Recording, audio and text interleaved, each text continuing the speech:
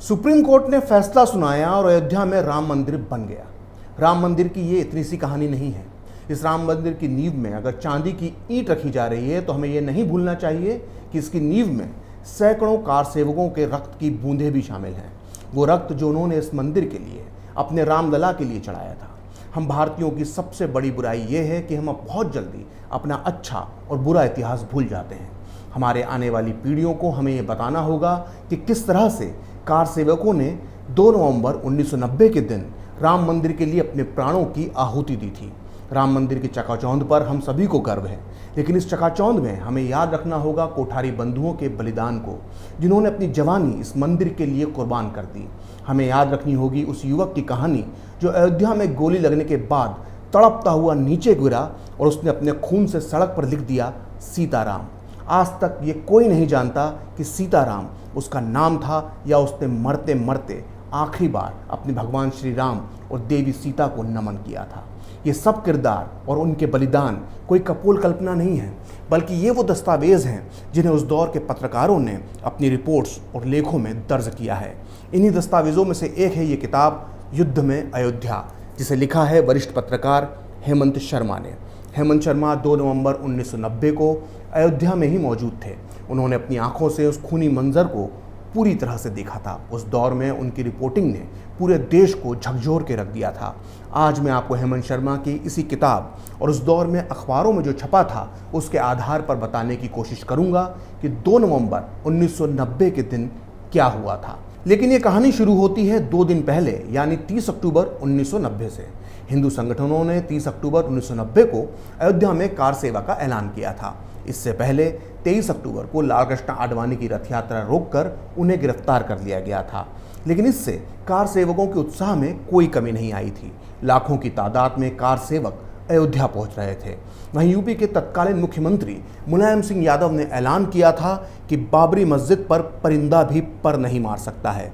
और इसी तनाव के माहौल में उगता है 30 अक्टूबर 1990 का सूरज। पूरे अयोध्या में कर्फ्यू लगा हुआ था। पुलिस ने विवादित ढांचे के 1.5 किलोमीटर के दायरे में बैरिकेडिंग कर दी थी, लेकिन तब भी हजारों कार सेवक हनुमानगढ़ी पहुंच गए, जो बाबरी ढांचे के एकदम करीब था। मुलायम सिंह यादव का फरमान था कि किसी भी कीमत पर बाबरी मस्जिद को नुकसान नहीं पहुंचना चाहिए। पुलिस पहले तो लोगों को तितर बितर करने के लिए आंसू गैस के गोले छोड़ती रही, लेकिन इसी बीच कुछ कार सेवक मस्जिद के गुंबद पर चढ़ गए। इन युवकों में कोलकाता से आए 2 भाई शरद कोठारी और राम कुमार कोठारी भी थे, जिन्हें आज दुनिया कोठारी बंधुओं के नाम से जानती है। इन्हीं कोठारी बंधुओं ने विवादित ढांचे के ऊपर भगवा झंडा फहरा दिया। पुलिस ये देखकर बेकाबू हो गई और उसने कार सेवकों पर फायरिंग शुरू कर दी। सरकारी आंकड़ों के मुताबिक उस दिन अयोध्या में फायरिंग में 5 कार सेवक मारे गए, लेकिन हकीकत में उस दिन 11 कार सेवक शहीद हुए थे। अगले 48 घंटों तक अयोध्या में एक अजीब तरह की शांति रही, लेकिन हकीकत में ये एक तूफान के पहले की शांति थी। 2 नवंबर 1990 को अयोध्या में वो होने वाला था जिसे आने वाले सैकड़ों साल तक हर हिंदू को याद रखना चाहिए। 2 नवंबर 1990 को हनुमानगढ़ी के आसपास हजारों कार सेवक जमा हो गए। मुलायम सिंह का आदेश था, इसलिए पुलिस ने कार सेवकों पर फायरिंग शुरू कर दी। पुलिस का दावा था कि उसने पहले लाठीचार्ज किया था, लेकिन जब हालात नहीं संभले तो उसे फायरिंग पर मजबूर होना पड़ा। लेकिन इस घटना के चश्मदीद पत्रकार हेमंत शर्मा की ये किताब पुलिस के दावों की पोल खोल देती है। हेमंत शर्मा इस किताब में लिखते हैं कि दिगंबर अखाड़े की तरफ से आने वाला जुलूस सड़क पर बैठ गया और रामधुन गाने लगा। मैं अपने साथी संवाददाता जेपी शुक्ला के साथ दीवार से सटकर खड़ा हो गया, क्योंकि पुलिस की गोलियां हमारे अगल बगल से सनसनाती हुई निकल रही थीं। शुक्ला जी की एसएसपी सुभाष जोशी से झड़प भी हो गई। उनका कहना था कि जो लोग सड़क पर निहत्थे बैठे हुए हैं उन पर गोली क्यों चलाई जा रही है। हेमंत शर्मा आगे लिखते हैं कि तथ्य यह है कि प्रशासन ने कार सेवकों पर अंधाधुंध गोली तब चलाई जब वो सत्याग्रह के लिए सड़कों पर बैठकर रामधुन गा रहे थे। चश्मदीदों के मुताबिक पुलिस ने कार सेवकों पर बिना किसी चेतावनी के गोलियां चलाई। पुलिस ने ढूंढ ढूंढ कर कार सेवकों को मारा। इन्हीं में से थे कोलकाता के कोठारी बंधु, जिन्होंने 2 दिन पहले ही बाबरी ढांचे पर भगवा ध्वज फहराया था। सीआरपीएफ के एक सब इंस्पेक्टर ने सबसे पहले घर से छोटे भाई 20 साल के शरद कोठारी को घसीटकर बाहर निकाला और सड़क पर बिठाकर उसके सर में गोली मार दी। छोटे भाई के साथ ये सब होता देखकर बड़ा भाई 23 साल का राम कुमार भी वहां पर आ गया। इंस्पेक्टर ने उसकी गर्दन पर भी गोली मार दी। दोनों भाइयों ने सड़क पर ही दम तोड़ दिया। ऐसी ही एक और दर्दनाक कहानी का वर्णन हेमंत शर्मा अपनी इस किताब में करते हैं। वो लिखते हैं कि एसएसपी की चेतावनी के बाद भी हम वहां से नहीं हट रहे थे। हमें लगा कि हमारे यहाँ होने से पुलिस की बर्बरता कुछ कम होगी, लेकिन ऐसा हुआ नहीं। हमने देखा कि एक कार सेवक गोली लगते ही सड़क पर गिर पड़ा और उसने अपने खून से सड़क पर लिखा सीताराम। पता नहीं ये उसका नाम था या अंतिम समय में किया गया भगवान का स्मरण, मगर उसके गिरने के बाद भी सीआरपीएफ की टुकड़ी ने उसकी खोपड़ी पर गोली मारी। उसके बिलखते साथी ने मुझे बताया कि वो दोनों राजस्थान के गंगानगर से आए थे। ऐसा नहीं है कि सारे वर्दी वालों के सर पर खून सवार था। फायरिंग के वक्त सीआरपीएफ के कुछ जवान फूट फूट कर रो रहे थे। कई जवानों ने तो अपनी बंदूक रखकर इसलिए डंडा उठा लिया था कि उनके अफसर उन्हें गोली चलाने का हुक्म नहीं दे पाएंगे।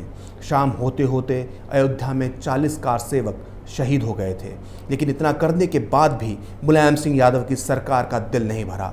ये खबर अगले दिन लोगों तक ना पहुंचे, इसके लिए 3 नवंबर की सुबह बनारस, गोरखपुर, कानपुर और इलाहाबाद में अखबार नहीं बंटने दिए गए। लेकिन अगले दिन फैज़ाबाद में जो हुआ वो अभूतपूर्व था। सरकारी अफसरों की पत्नियों ने फैज़ाबाद के कमिश्नर मधुकर गुप्ता के घर पर धावा बोल दिया। वहाँ जो बातचीत हुई उसका दिलचस्प वर्णन हेमंत शर्मा ने अपनी किताब में किया है। वो लिखते हैं, एक एडीएम की बीवी ने कहा कि कमिश्नर साहब, आप मुलायम सिंह के हर मनमाने फैसले का समर्थन क्यों करते हैं? इस पर कमिश्नर ने कहा कि मैं क्या करूं।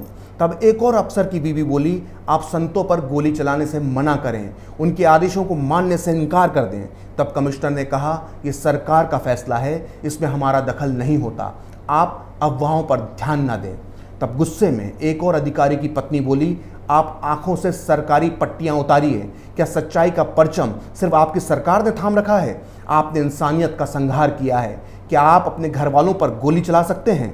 तब कमिश्नर ने कहा, कार सेवक बसों को तोड़ रहे थे, पथराव कर रहे थे। तब ये सुनकर गुस्से में एक महिला बोली, बसें तो बाद में भी बन जाती, लेकिन जिनकी गोदें सूनी हो गई हैं, जिनके सिंदूर उजड़ गए हैं, क्या आप उन्हें वापस ला सकते हैं? कमिश्नर चुप थे और अफसरों की बीवियां चिल्ला चिल्ला कर कह रही थीं कि लाठियां क्यों नहीं चलाई गईं। मुख्यमंत्री के सिर्फ इस ऐलान से कि कोई परिंदा भी पर नहीं मार सकता, आप लोगों ने चापलूसी में निहत्थे लोगों को गोलियों से भून डाला। कहते हैं कि उस रोज़ अयोध्या के कई घरों में खाना नहीं बना। लोगों ने नम आँखों से जुलूस निकाला। उनके हाथों में तख्तियाँ थीं जिन पर लिखा हुआ था, जनरल डायर मत बनो। ये आज़ाद हिंदुस्तान का जलियांवाला बाग कांड था। इस गोलीकांड के बाद पूरे भारत में लोगों ने मुलायम सिंह यादव को मुल्ला मुलायम कहना शुरू कर दिया था। इसी आक्रोश और दुख के बीच सरयू के किनारे कोठारी बंधुओं के शवों को चिता पर रखा गया। अयोध्या का पूरा आसमान कोठारी बंधु अमर रहे के नारों से गूंज रहा था। बाबरी ढांचे पर सबसे पहले भगवा झंडा फहराने वाले ये दोनों भाई कोलकाता से अयोध्या तक कैसे पहुंचे थे, ये भी एक दिलचस्प कहानी है। राम कुमार और शरद कोठारी 22 अक्टूबर की रात कोलकाता के अपने घर से रवाना हुए थे। बनारस पहुंचकर जब इन्हें कोई बस और दूसरा साधन नहीं मिला तो ये टैक्सी में फूलपुर कस्बे तक पहुंचे। यहाँ से अयोध्या तक के लिए सड़क के सारे रास्ते बंद थे, लिहाजा दोनों 200 किलोमीटर पैदल चलकर 30 अक्टूबर की सुबह अयोध्या पहुंचे, जहां उन्होंने दोपहर तक बाबरी ढांचे पर भगवा फहरा दिया था। लेकिन 2 नवंबर 1990 को उन्हें पूरी बेदर्दी के साथ राम भक्त होने की सजा दी गई। आज कोठारी बंधु नहीं है, लेकिन अयोध्या की गलियां आज भी उनके बलिदान की गवाह हैं। इतनी बड़ी कुर्बानी देने के बाद भी अगर हम लोग कोठारी बंधु, सेठाराम माली, रमेश कुमार, महावीर प्रसाद, रमेश पांडे, संजय कुमार, प्रोफेसर महेंद्र नाथ अरोड़ा, राजेंद्र धारकर और बाबूलाल तिवारी जैसे कार सेवकों के बलिदान को भूल जाते हैं तो आने वाली पीढ़ियां हमें कभी माफ़ नहीं करेंगी। इसलिए जाते जाते मैं इतना ही कहूँगा कि राम मंदिर बन रहा है, खुशी मनाइए, लेकिन इस खुशी में उन शहीदों को नहीं भूलिए जो लौटकर कभी अपने घर नहीं आए। फिलहाल खरी बात प्रखर के साथ में इतना ही। आप चाहें तो मुझसे जुड़ने के लिए मेरे फेसबुक पेज प्रखर श्री 78 को लाइक कर सकते हैं, और अगर ट्विटर पर आप मुझसे जुड़ना चाहते हैं तो मेरा ट्विटर हैंडल है प्रखर श्री 78। अगर आपको ये वीडियो पसंद आया तो इसे लाइक करें, शेयर करें और कैपिटल टीवी को सब्सक्राइब करें। नमस्कार।